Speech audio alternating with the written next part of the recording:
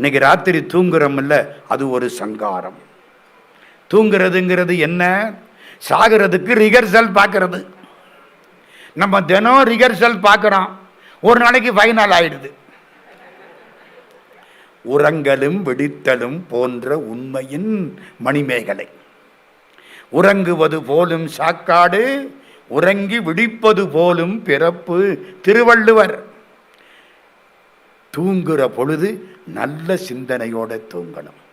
கண்டனூர்னு ஒரு ஊர், அங்கே ஒரு புண்ணியவான் ராத்திரி தூங்குற போது மல்லாக்க படுப்பார், கையை எப்படி வைப்பார், ஓம் நம சிவாய, அதுக்கு மேலே பேச மாட்டார், தூங்கிடுவார். ஒரு நாள் கேட்டேன், ஏன் யான்னு.